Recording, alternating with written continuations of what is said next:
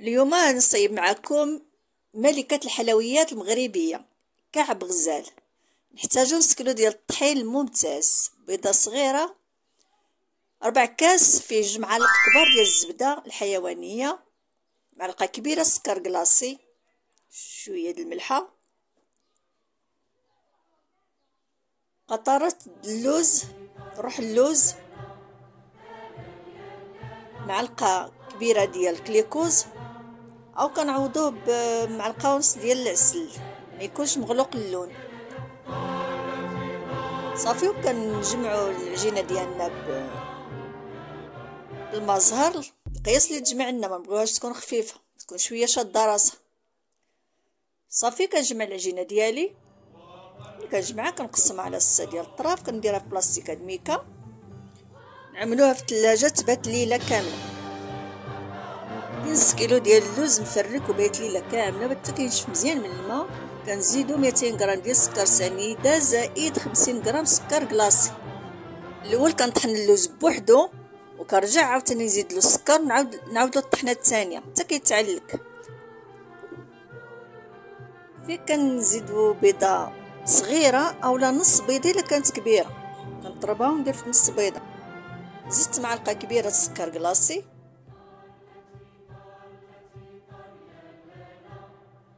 معلقه كبيره ديال الزبده، زبده حيوانيه،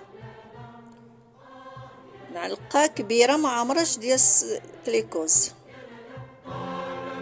اولا العسل الا كان بيض مفتوح اللون ما يكونش مغلوق باش ما كتضيعناش داك العقده في اللون.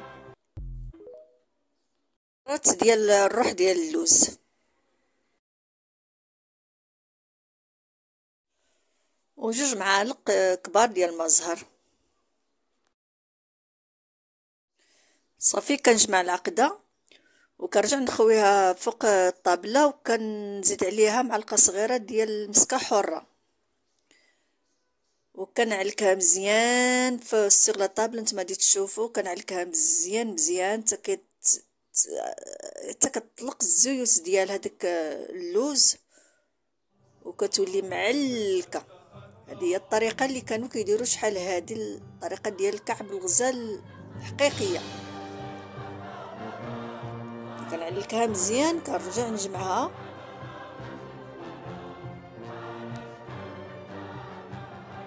شتي كي كتجي معلكه. ملي كنديروها بين صبعنا كتجي معلكه. صافي خليتها ترتاح واحد 2 ساعتين المكانه في الثلاجه بعد ما غطيتها بابي سولوفان. صافي كنكوروهم في هذا الشكل هذا. القياس ديال 18 غرام، عبرت الحبه الاولى مشيت على قياسها 18 غرام، هذاك هو القياس ديالها. كتجي ما كبيره ما صغيره. كنحربلوها هكذايا، الوسط كنخليوه شويه غليظ والجنيبات كنرقوهم هانتوما كيف كتشوفوا.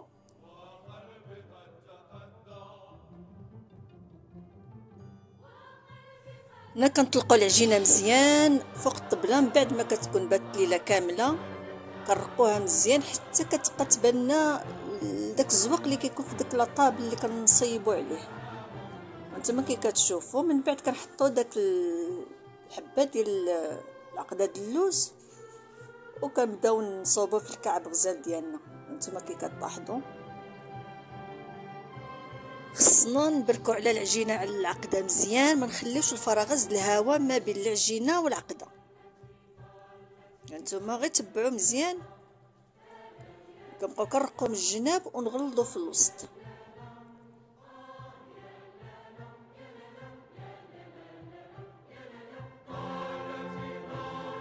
من بعد ما كنسالي كنغطي داك الحباس ديال الكعب غزال وكنخليها ترتاح ساعه ولا ساعه ونص للمكانه. من بعد كنجيبوها كنديروا لها 3 ديال التقيبات من الراس ديال الكعب غزال، يعني من التاج ديالها من الراس ديال الكعب غزال كنديروا 3 ديال التقبات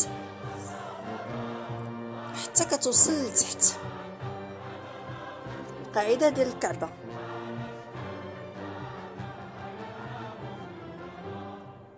صافي من بعد غادي نخليوها نرجعو نخليوها ترتاح وتبات ليله كامله.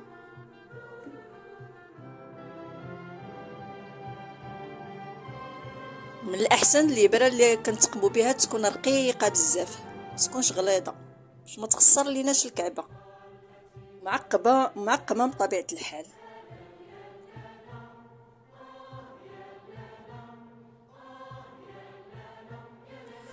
هنا من بعد ما كتبات كنرجعو عاوتاني كنتقبوها من الجدر ديال الكعبه. هانتوما كي كتلاحظوا كنتقبوهاش من الوسط، من الجدر بحال اللي كتلاحظوا.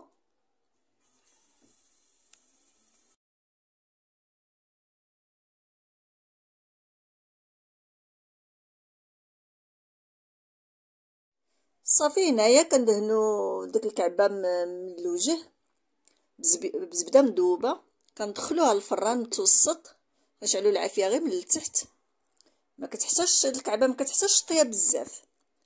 يلا تبان داك السنينات ديال ملي كندوزو الناعوره في العجينه، يلا كيبان فيها شويه ديال الطياب مذهبه شويش، يعني ما خصهاش تكون محمره. الكعبه عمرها ما كتكون محمره. كنرجعو نطفيو العافيه من التحت، نرجعو نشعلو عليها من الفوق واحد 4 ديال الدقائق 5، كنرجعو نطفيو عليها النار وصافي. ملي كنخرجوها من الفران كنرجعو ندهنوا لها الوجه ديالها. كاين اللي كيدير لها الناباج، ولكن الاصليه كيديروا لها الصفر البيض البيضه زائد معلقه صغيره ديال سكر كلاصي، معلقه صغيره ديال مزر، كنخلطوهم مزيان وكندهنوا بهم الوجيه. هذا هو الناباج الحقيقي ديال الكعبه. صافي كنرجعوها للفران، غير صهد الفران كيكون طافي وسخون. صافي الكعبه ديالنا هي وجدات بالصحه والراحه، كتجي غير مذهبه شويه، ما كتجيش محمره. عمر الكعبه ما كتكون محمره.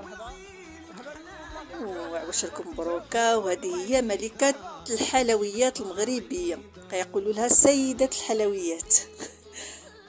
يا الاصل ديالها من فاس في القرن 18. مازال ما نسيت الجلسة دي فاس، خلعة وجري عالكاس والعين حلال.